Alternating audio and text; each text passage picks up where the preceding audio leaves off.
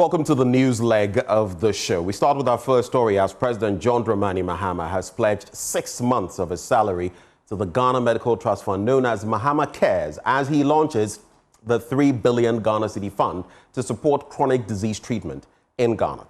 The trust fund is aimed at supporting Ghanaians suffering from chronic and life-threatening illnesses. There's more in this report put together by Collins Frimpong. The World Health Organization says non-communicable diseases account for approximately 45% of all deaths in Ghana, with cardiovascular diseases making up 19% and cancers 5%. Also, patients suffering from some non-communicable diseases require up to 50,000 cedis for treatment every year.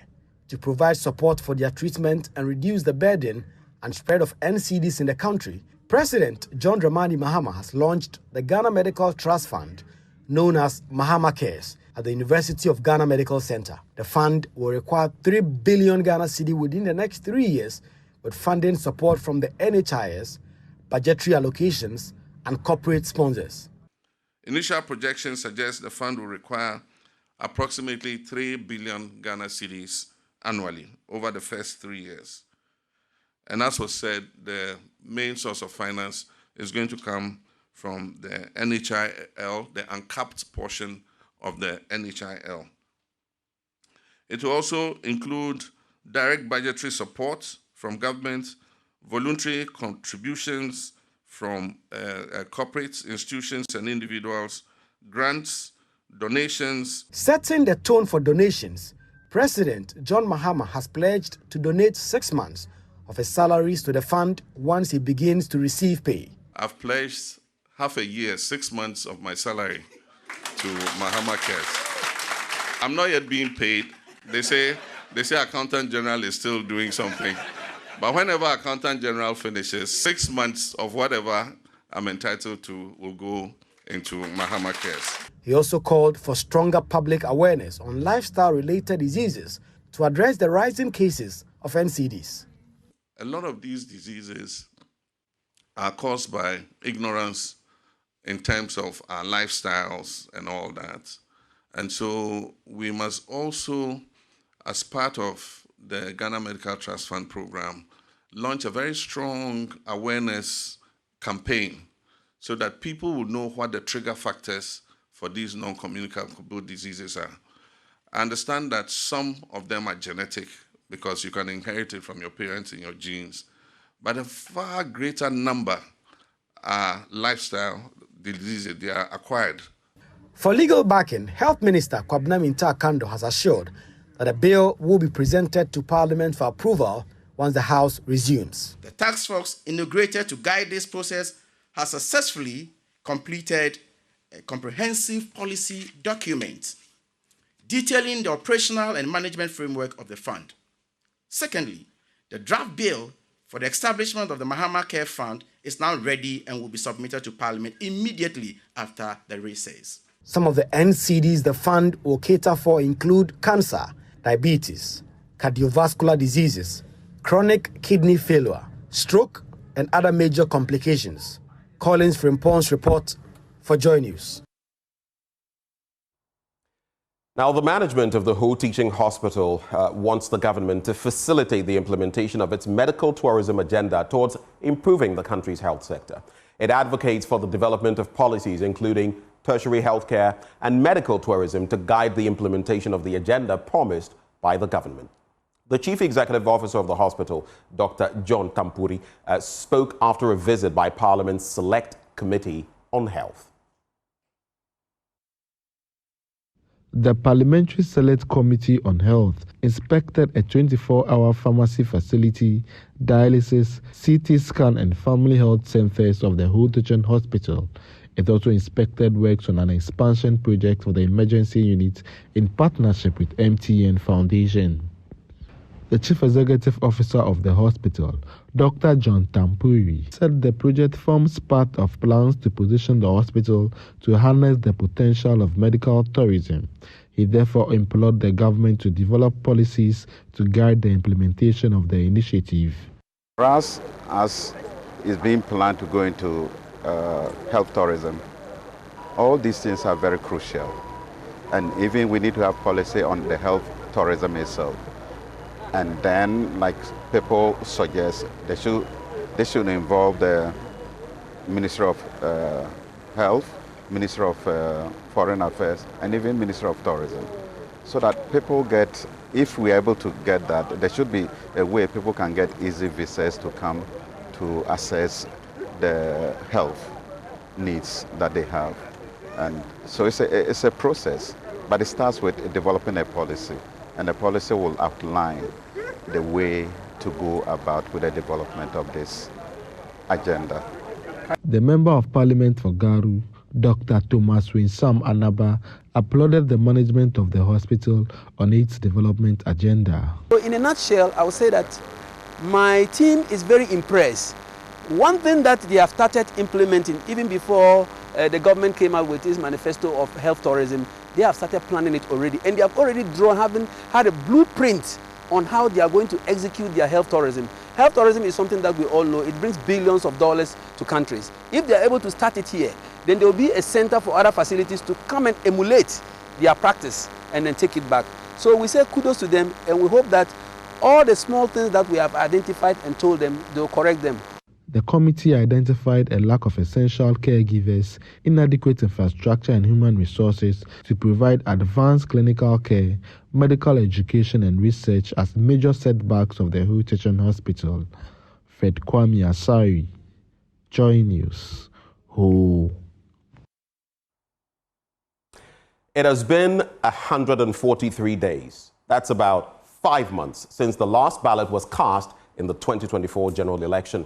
But the Ablekuma North constituency is still without representation in Parliament. The collation and recollation of results in that constituency has been rocked by chaos, court injunctions, and the destruction of property, forcing the Electoral Commission to put on hold the entire collation process with just one polling station outstanding. Frustrated residents are calling on the Electoral Commission to finalize the collation and declare a winner so development can resume in their constituency. For me, I feel bad though, because when we have an MP, he or she is going to represent us at the Parliament. And currently that we don't have it, I think when the national cake is being shared, we won't get some, you get it? Yes, though that will get theirs, they will benefit, but as for us, we won't benefit. Bad, because I think during the election, after the election, there was a lot of halabalus and all that, and they banned the government school. And up till now, even the government school hasn't been repaired. They've not done anything about it. Yes, and the traffic light and all that. Sometimes it gets spoiled and all that, and you have to wait for some days before it comes back. And all. If we had a member of parliament, they could have fixed all these problems. I don't feel good about it. Yeah, because look at our place. This place is supposed to be a bus stop, but look at the place. They are putting containers everywhere, and most of the times the traffic light, it doesn't work. It will go off, it will come back. Like, you will not even have somebody to stand inside and direct them, and then it's not good. It's not good. But I think we have to have an MP here who is going to support us, help us in all those stuffs. We are not this area. We need this district, especially. We need an MP because of the election. Our one of our schools is bent. There is no help over there. So if an MP is here, the school will be reformed again. They once dug deep into the earth, poisoning rivers that gave their communities life, all for gold. Today, from the muddy pits of illegal mining, they sit in university lecture halls burdened by the past. Once teenage galamseyers, now students aged 24 and 27, they share a painful journey from dangerous mines to the promise of education. They speak of friends lost under mysterious circumstances, the trauma they still bear, and a mission to restore what they helped destroy. And they are not alone. Across campuses, others like them are quietly seeking redemption. Joy News' Mohammed Nuruddin brings you the Galamseyers' regret. You've been in Galamsey for how many years, and why have you decided to go into Galamsey? Thank you for the question. I think I'm not into Galamsey because I like working. On the 14th of October 2016, I lost both my parents. They were catering of my education. So when I lost them, I have nobody to cater care of me. So I need to link myself to Galamsey so that I can able to continue with my education. I think that is the reason why I'm trying to Galamsey activities. But you're aware that Galamsey is destroying our water bodies and our water land? Yes, please. I'm aware that Galamsey activities is destroying our water bodies, our lands. They dug for gold in silence, but now their voices are breaking that silence with regret. For years, these young men survived through illegal mining, popularly known as Galamsey. It paid their school fees, put food on the table, and gave them a future. But it came at a cost to Ghana's rivers and forest. 24-year-old Yao Atta, not his real name, is now a university student, but he says the money that paid for his education was soaked in mud and mystery. Several of his friends died under strange and unexplainable circumstances while working at illegal mining sites. Do you have members who have died through this Galamsey, and some of them who are in critical condition, maybe sick in the hospital or in the houses? Yes, for the past years I've been entering to Galamsey. A lot of my friends lost their life. Some of them turned into drug abuse, a lot of child trafficking, prostitution. Some of them even fell sick and they cannot work again. They have to send them to their various houses. Now studying Bachelor of Education in Early Childhood, Yao is not just turning away from Galamsey, he's hoping to lead the campaign against it. So do you regret going into Galamsey and the fact that these activities destroy our forests, our water body, and even our land? Yeah, I'm deeply regretful for that. Because when I sit down to realize what we have been doing at the Galamsey sectors, for the next 10 years to come, our children, our beloved brothers and sisters, how to even get water to drink will be a problem. And to get a very good land to farm is also one of the big problems that we have faced for the past years to come. I think if I'm able to get support from NGOs to support with my education, I think I'll be very happy to hear that. And also, I think if I also be a member to be campaigning against Galamsey activities, I will be very proud about it. He says his education has opened his eyes to what he calls a crime against nature. So if they give you the opportunity to say a word to communities where you've mined, communities where you did the illegal mining, and now they don't have good water to drink, their forest is being destroyed, what would you tell them? I'll first let them know that I'm coming there for them to forgive me of what I have done for the past years. I will tell them that I have been there for several times or years, and I know the importance of water and the importance of our lands and the vegetation that we have. I think I'll educate them on how we are going to protect our lands, our water bodies. Yao is not alone. Other students who are into Galamsey are now holding their books and dreams. They say it is time for a new movement to protect what they once helped destroy. Here is 27-year-old Kojo Majid, not his real name. He's a third-year BSc Electricals and Electronics Engineering student. Do you regret that you guys have destroyed water bodies and forests? Yes, sir. Why do you regret? Because due to the this time around, the way the rain used to, it used to rain, and at first it's totally different. And this thing is also caused by the trees that we have been cutting down and this thing, the land that we have been destroying. That leads to how nowadays the rainfall it is not as compared to the first. Now, what is your goal now? Do you intend doing something to protect the forest, or to even restore the damage you've caused? Yeah, I'll also do something in order to stop it. I'll encourage my young ones, those that are working there, to also stop due to the damage that we are getting to the environment.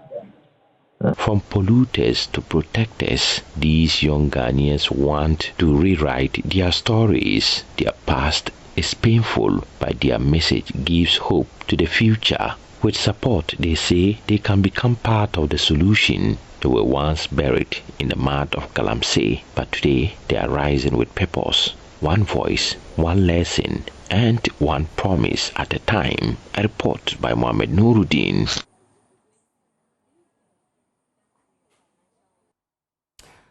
Passport applicants can now look forward to a more efficient and user-friendly application process. According to Foreign Affairs Minister Samuel Okudzeto-Ablakwa, this forms part of ongoing efforts to overhaul Ghana's passport system, which has long been plagued by backlogs and delays.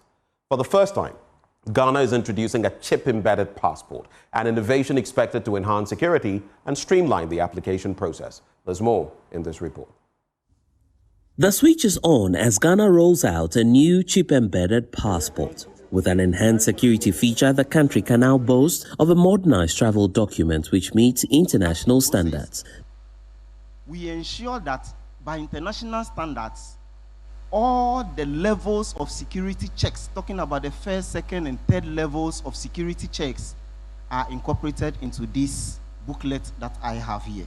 Minister for Foreign Affairs Samuel Okudzeto-Ablakwa says the modernization of Ghana's passport is just part of a wider range of reforms targeted at enhancing service delivery. But I must say that this is the first time Ghana is having a mass rollout, and it is being done together with our progressive reset reforms as a full package. We are commencing 24-hour operations here at the Passport Head Office from today, in line with President Mahama's vision of the 24-hour economy.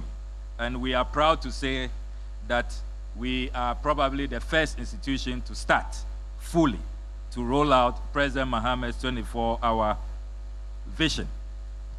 Number 3, today we are starting with direct passport delivery at your convenience through courier service. And this is the first time Ghana is doing that.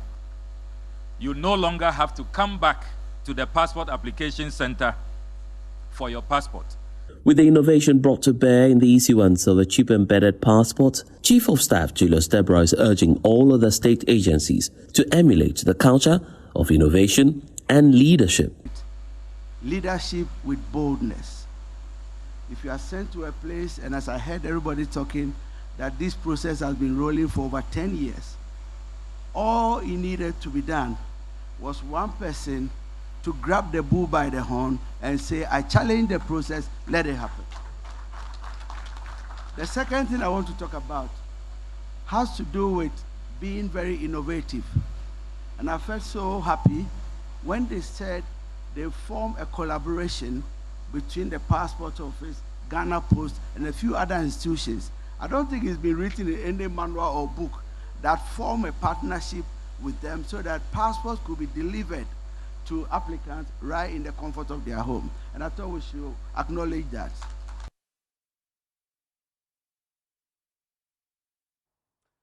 Hundreds of residents in Akatsi South, displaced by a devastating rainstorm, are appealing for urgent support to rebuild their shattered lives. While the Member of Parliament, Honorable Bernard Ahiafo, with support from Gassem Cement and philanthropist Anthony Eid Saud, have mobilized initial relief, the scale of destruction has left many still desperate for help. Our reporter Ivy Setoji brings you this humanitarian story of loss, resilience, and hope. In the aftermath of a fierce rainstorm that tore through Akatsi South, since of devastation stretch as far as the eye can see. Entire roofs ripped off, schools affected, homes reduced to rubble, families left stranded with nowhere to turn. For many here, life has come to a painful standstill. Their only hope now lies in the hands of compassionate donors willing to answer their cry for help.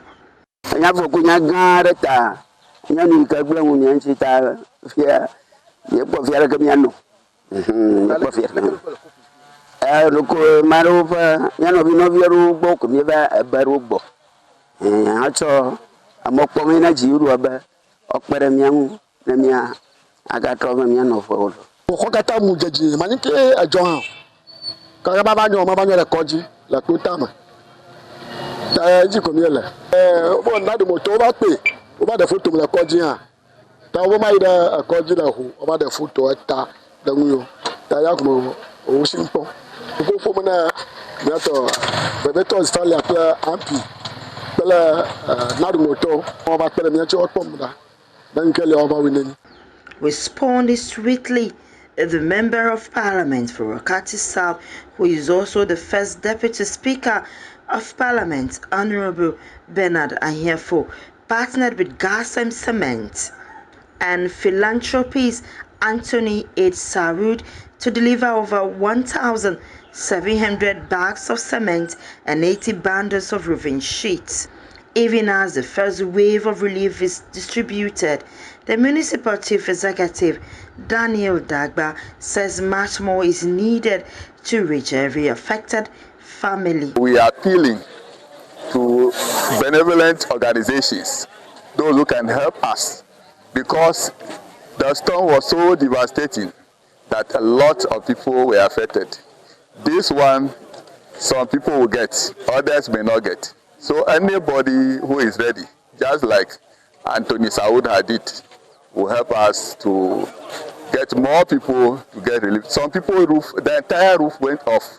Some people's buildings, the entire one was brought down by the storm. So we need more relief items so that we can support those who were affected. The distribution supervised jointly by local leaders. The Akatsi NDC chairman, Mr. Anthony Owusu, the MP and the MC aims to ensure fairness, but hundreds more still await help, waiting for a miracle to rebuild what the storm took away. The first Deputy Speaker of Parliament, who is also the MP for the area, asks for more support from institutions, organizations and individuals. We are on our knee. As indicated, over 400 households have been affected. So anybody who is touched by the devastating incident in Akatsi South constituency and who want to support Akatsi South constituency can either call me, Bernard Anyefo, the MP for Akatsi South constituency and the first Deputy Speaker of Ghana, or Mr. Anthony Owusu, the constituency chairman, or the MCE, Honorable Daniel Dagba. And surely I promise, any of the three who will relieve a relief item, the relief item will get to the affected people. Devastated but not defeated, the people of Akatsi South cling to hope that in their time of greatest need, help will come. Ivy Satoji, Joy News, Akatsi. Ghana, it is time now for us to serve you our business updates in a bit. Well, our sincere apologies, we'll bring you that in the course of the week. But let's get into our stories now. And the Public Interest and Accountability Committee is calling for the urgent need to invest heavily in the second gas processing plant to improve the uptake of the raw gas to boost domestic and industrial use. This follows a report by PIAC that the state lost about $700,000 to the partners of the Sankofa Jinyame gas field due to government's inability to take back gas after payment. Speaking to Joy Business on the development, coordinator of PIAC, Isaac Gamna, called for the right investments to improve revenue from the sector. Coming to the makeup gas that we referred to, the 1,186 SCAF that Ghana could not take. This is makeup gas that we had paid for in 2018-19 that we were required to take during a period of 5 years. Usually when makeup gas, you have 5 years within which to take it, and Ghana could not take all the makeup gas. We took some, but then in the 5th year, which expired in 2024, we couldn't take all. We were left with 1,186 SCAF to take. And because we failed to take it, we forfeited it.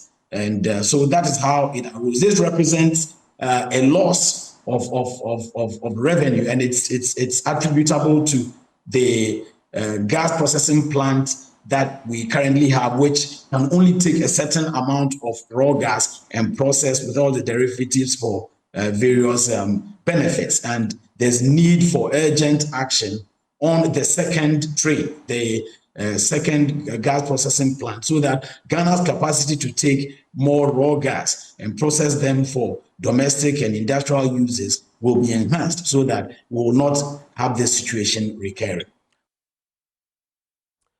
Now, the Chief Executive Officer of the Ghana Association of Banks, John Iwa, is advocating a strategic shift in pension fund investments to ensure a robust financial sector.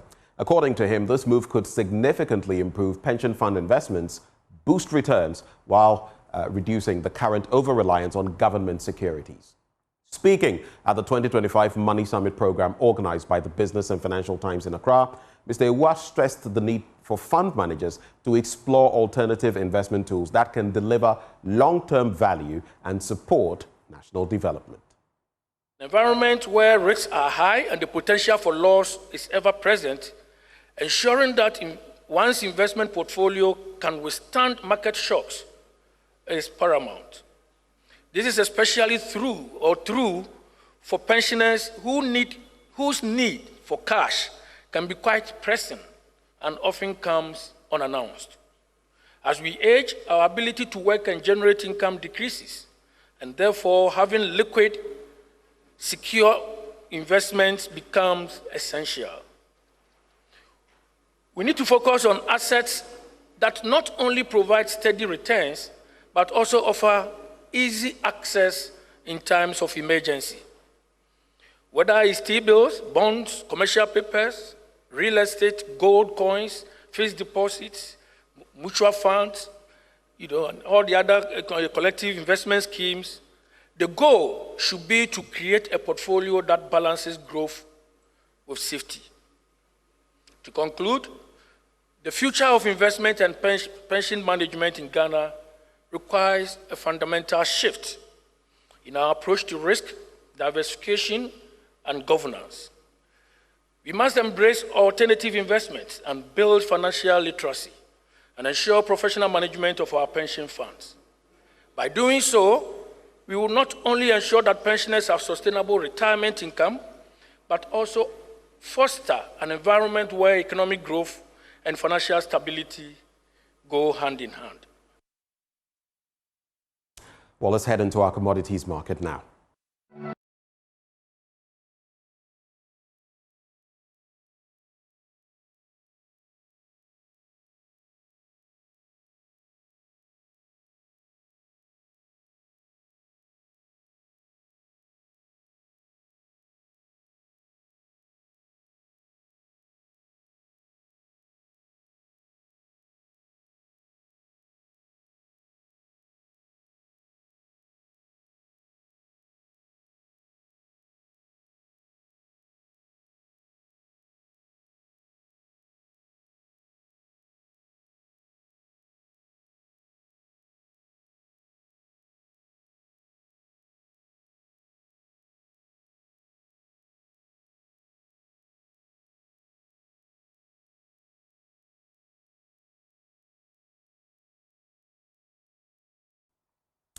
It's a wrap for our business updates and, of course, the AM News Bulletin. But coming up next, we serve you the news review.